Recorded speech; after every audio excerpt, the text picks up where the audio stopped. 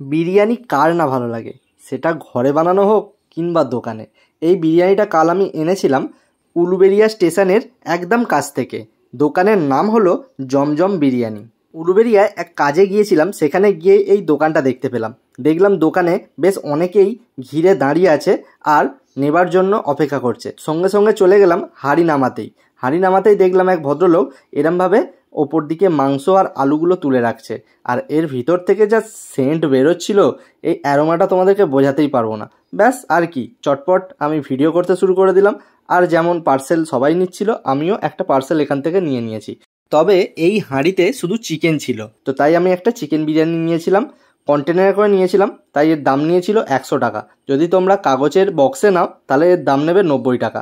কখনো যদি এই উলুবেড়িয়া স্টেশনের কাছে যাও, এই জমজম বিরিয়ানি তোমরা খেয়ে দেখতে পারো। এখানে বিরিয়ানির যে অ্যারোমাটা আসছিল, পুরো পিওর ঘিয়ের অ্যারোমা আমি পেয়েছি।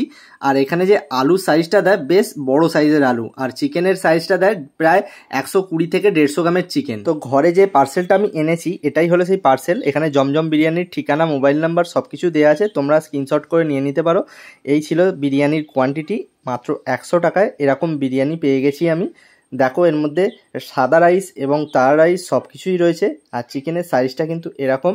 আর দেখো, তোমাদেরকে বলেছিলাম যে বড় সাইজের আলু দেওয়া হয়, তো এখানে বড় সাইজের একটা গোটা আলু দিয়ে দিয়েছে, তার সঙ্গে এরকম চিকেন দিয়ে দিয়েছে। আর রাইসটা কিন্তু তোমরা দেখে বুঝতেই পারছো কতটা লং রেন রাইস। বিরিয়ানির কালার দেখলেই কিন্তু বোঝা যায় বিরিয়ানির কোয়ালিটিটা কেমন হতে চলেছে। তো এখানে বিরিয়ানির যে কালারটা রয়েছে, সেটা নিয়ে কোনো প্রশ্নই উঠবে না।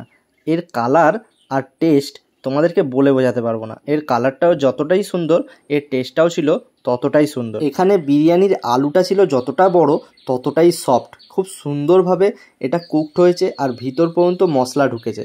আর চিকেনটা নিয়ে কোনো প্রশ্ন উঠবে না, কারণ চিকেনটা খুবই ফ্রেশ আর বেশ বড় সাইজের চিকেন দিয়েছে।